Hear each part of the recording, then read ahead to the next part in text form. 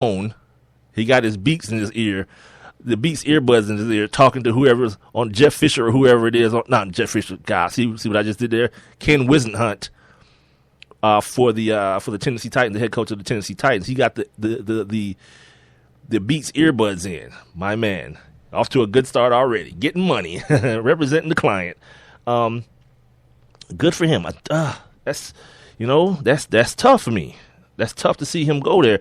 I kind of feel like when I saw when I saw Geno Smith was going to the Jets, I was like, the one saving grace I would say though for that is Ken Wisenhunt is an offensive minded coach. Like what I hate to see is young quarterbacks go get swallowed up by a defensive head coach. You know what I mean? Unless you have an experience, like if Norv Turner is your offensive coordinator and quarterbacks coach, good. I'm all good. Yeah, we can ride with that. But for the most part, it doesn't work out. And you know why? I always look back to Randall Cunningham, to Randall Cunningham and Buddy Ryan. And I remember Buddy Ryan saying, like verbally saying, yeah, you just go out there and make me a couple of plays. My defense will handle the rest. And Randall Cunningham never, ever, ever, ever, ever developed into a quarterback until he went away and was selling, what was he selling? Flooring, like marble flooring. Had a company selling marble flooring. And then guess what? He got a call from the Minnesota Vikings. He got to throw to Jake Reed and Randy Moss and Chris Carter and had Robert Smith in the backfield. And things kind of worked out a little bit until Gary Anderson decided he wanted to not miss a kick for the entire year and then miss a game winner against the Atlanta Falcons in the NFC Championship. So, hopefully the kid will, he'll show up. I don't think anyone's going to have a problem out of him as far as his work ethic and him trying, but everyone knows how I feel about that. It's the whole Tim Tebow thing. I don't care how hard you try. I don't care how hard you don't try. Ball. Like on Sunday, because I'm an average everyday dude, and us average everyday people, you know what we don't care about? We don't care about what goes on at practice. Show up and ball. Now, nine times out of 10, you feel like a person needs to be engaged and at practice, and especially your quarterback, to be able to show up and ball. You know what I mean? Because he's the guy who's going to touch the ball on every single play. But as far as the other stuff, like Johnny Manziel, if Johnny Manziel was on cocaine and could still ball, I wouldn't care. That's why I don't care about Josh Freeman. If you smoke reefer and you play like that, my man, would you like me to put 5 on the neck sack, sir? Whatever. These guys are adults. Do your thing.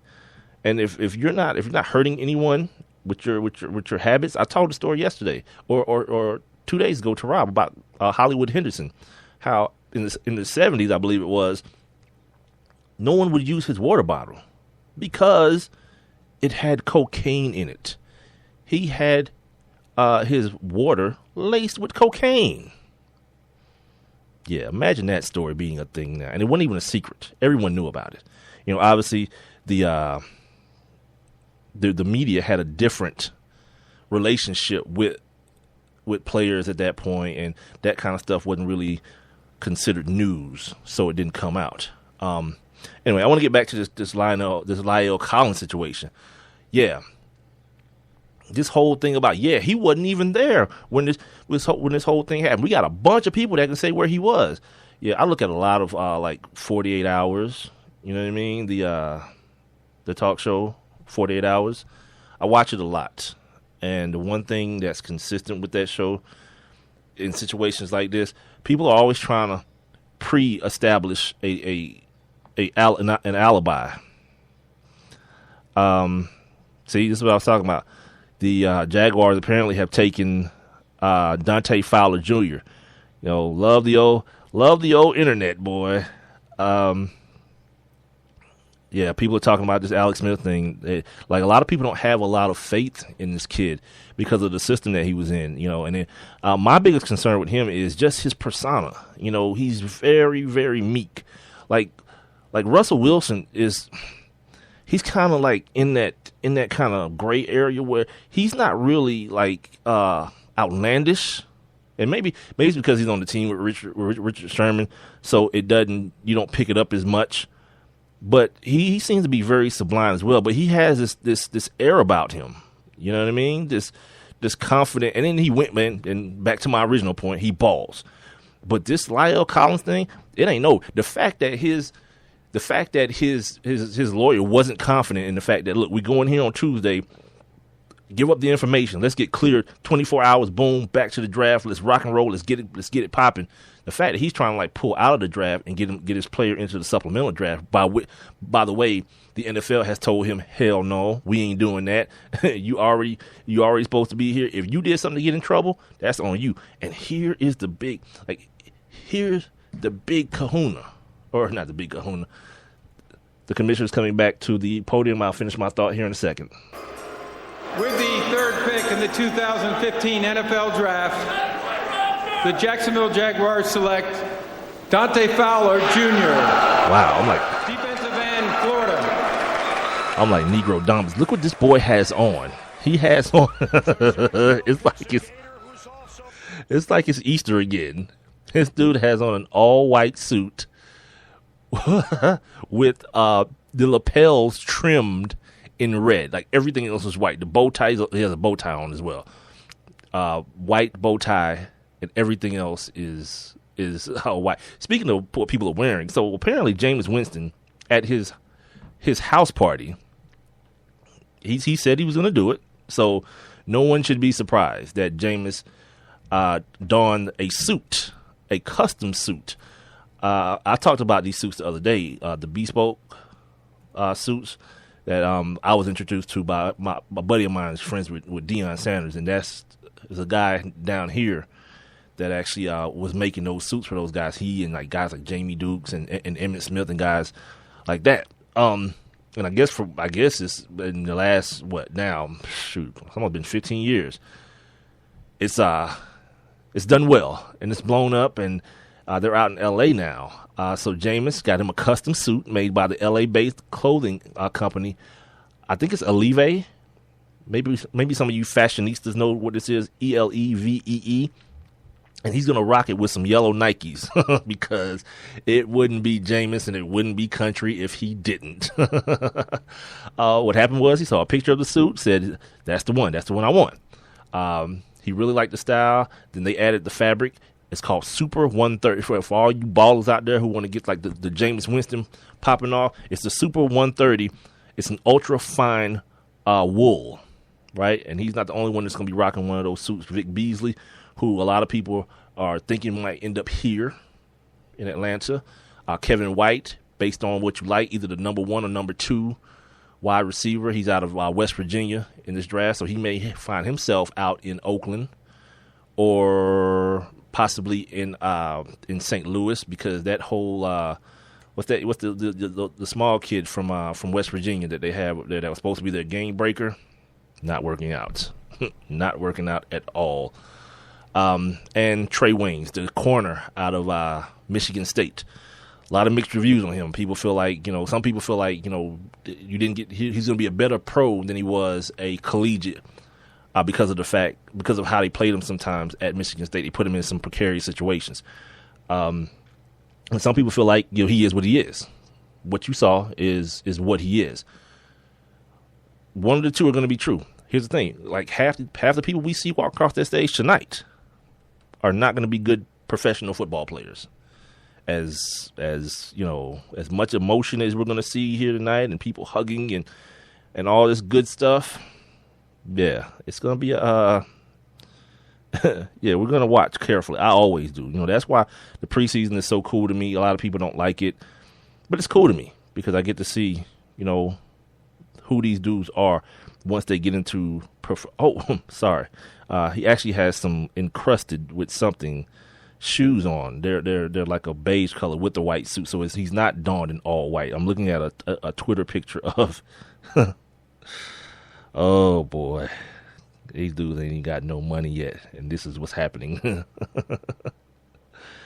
Good for him, man. Good for all. As a matter of fact, good for all these kids. These kids have worked hard, man. And me and my guy Alec Campbell used to get into this thing all the time. Like, these dudes they ain't do nothing extra. Like, everyone had to work hard in high school and college and blah, blah, blah. I'm like, yeah, that's because you don't know. I mean, you don't know the world. You don't know the life. So it's easy to assume that, if someone had a job delivering pizzas while they were a chemistry major, it's the same thing. Unless you can tear your ACL or bruise your tailbone or dislocate your shoulder delivering pizzas. It's an everyday risk for you. I want to make sure you guys also, though, and by the way, this is the Sports Kings podcast. We're basically doing, well, I guess I am. Rob Calloway I'm Big Mike. Rob Calloway is in Vegas. So I'm basically doing a draft show, kind of impromptu. Didn't plan on doing this today. Had a bunch of other stuff on my notes, but, I think I'm pulling this off pretty well. You guys are listening to it, so yeah, send me a tweet or an email or something. The Twitter is at Sports Kings Live, or the Instagram is the same, and the Facebook is also the same thing. The email is sportskingslive@gmail.com. If I'm not doing as good as I think I am at this, if I'm not pulling this off while you're listening to it, send me an email and say, Mike, never, ever, ever attempt that again. You're not as good as you think you are. And at the same time, while I'm talking to you guys, I'm actually listening to the draft in my head. So I'm listening to John Gruden. Imagine that. Listening to John Gruden while I'm trying to actually deliver dialogue to you guys. What else did I want to talk about as far as this? I was talking earlier about the I lost my train of thought before I went to the commissioner. But I want you guys to make sure you keep an eye on this La'el Collins. I think what I was about to say is he's not getting drafted, man. No one's going to draft this kid unless it's like on day 3. This dude was going to be like a top 10 pick. Like I said, the not Philadelphia, the St. Louis Rams were set to draft him, by a lot of these mock drafts. We're one of the teams looking at him. All right, Raiders are on the clock. Let's see which wide receiver they pick.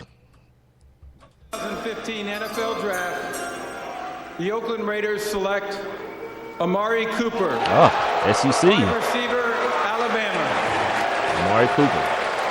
Nick Saban has had a lot of the pundits say that Amari Cooper is the most complete wide receiver in this draft. He's not as fast as Kevin White and not as big, but Kevin White is falling into that category.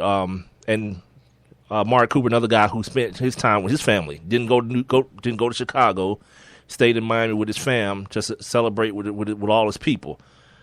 But they say he's the most complete one. Kevin White, a lot of people looked at him as a system guy who had a case of the drops a little bit during the season, but plays with a chip on his shoulder. Kevin White I'm talking about. But if you want completeness, if you want a guy who people are already saying is going to be, year in and year out, Pro Bowl selection, I think the Raiders got him. I told Rob about 2 weeks ago, or maybe about 2 weeks ago, don't look for the Raiders to continue to be the Raiders they have been since that Super Bowl that they lost to Tampa Bay. We're talking about a team now who they have their quarterback. They feel like they have their quarterback in Derek Carr. You know what I mean? Now they have a guy for him to throw it to. They got the guys on defense. They got a couple veterans over there, but they got a cornerstone in Khalil Mack. And I think the Raiders will come back in this draft and get a bookend, another guy on the other side to get some pressure with Khalil Mack. And they're going to be all right. This kid that they I keep forgetting his name over and over again, but the kid that they found at running back last year when they was trying to shuffle Maurice Jones-Drew out there and Darren McFadden out there, they ended up finding a kid, nice 4th-round running back, the ones I love so much. Went out there and found them. Earlier today, I was listening to Dan Patrick, and he posed this question about knowing what you know now. He went back to the Cam Newton draft. Would you have drafted Cam Newton first overall or J.J. Watt first overall? And I was like, here's the thing. As good as J.J. Watt is, how good is that ball club? As bad as the Colts were, they got one guy, put him on the center, and said, hey, we're going to be better. and the first year won the division. Yeah, it don't